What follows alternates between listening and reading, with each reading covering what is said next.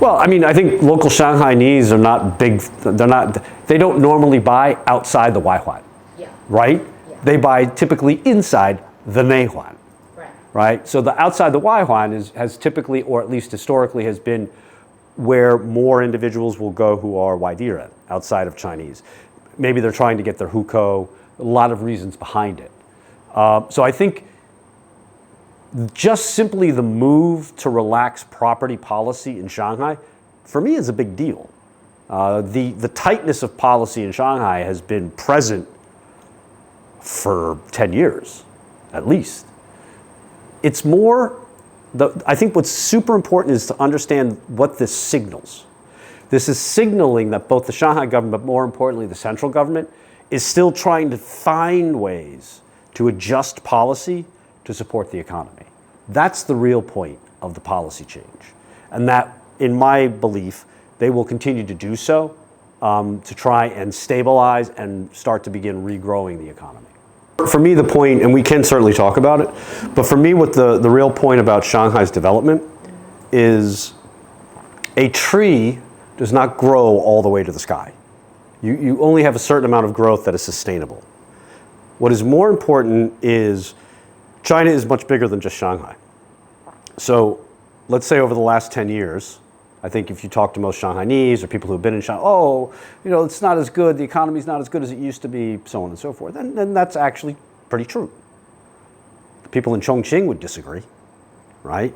You know, Chongqing has had an absolute boom in their economy, and that's a good thing.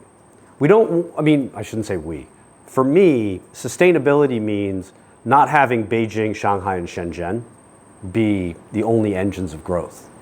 You want other large cities. You want to be able to create what we call urbanized areas. Xi'an, I think, is going to be next. I think Kunming is going to be a big opportunity. And I think it's a very appropriate way that the policymakers in Beijing have operated, which is to say, look, we could continue to throw money and build and grow and do what we do in Shanghai, but let's let Shanghai now grow by itself. Let there be organic growth, new companies being set up, people like yourselves setting up your own business, right? Let us focus our government energy on other major cities and let that grow in other areas. I think it's a better approach. It's certainly something I wish the Americans had done 30 years ago. Because America has New York, LA, Chicago, maybe Miami. Oh, and I especially think if you're Waidiren without a hukou, it's very challenging, very hard. And this may seem harsh. It's one of the things that I kind of like about China, because you can do whatever if you put your time and your energy and everything else, and I know it's not even, there's not much that's really stopping you from being able to achieve what it is you're trying to achieve. The government doesn't get in the way, but the government also doesn't help, right? And we have an expression that says that governments are not in the business of picking winners and losers. Now, China does do some of that with their economic policy, but more strategically, EVs, robotics, what have you. But when you look at a city like Shanghai, I mean, look at all the number of coffee shops that have opened up. I mean, there's been some vitality of groups, but if you're going to set up your coffee shop, you got to make it work. And it doesn't always work that way. You don't always succeed.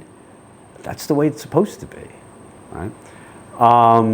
But that level of excitement, yeah, that's unfortunate, because it becomes this sort of self-fulfilling prophecy. When you have more people in and more people making money, you have more energy, more excitement. And then, you know, even before COVID, it kind of started to slow down. But I can tell you unequivocally, without question, that it was the best thing for the city. Because the manner in which the city was growing prior to, say, 2015, 2016, was not sustainable. Everything, instead of it slowing down and feeling that it's a bit depressed, it would have crashed and crashed hard because of things like all of the property investment. There was a lot of corruption. There was a lot that was going on that was not, it was not great if you were looking for longevity and stability and building that foundation. So you have to go through this period of sort of rebirth, the ability to reimagine what it means to be in sort of a vibrant city. And once you get out the other side, it'll be as exciting as it was before, but it'll be different with different people. And you can see this with the foreign community.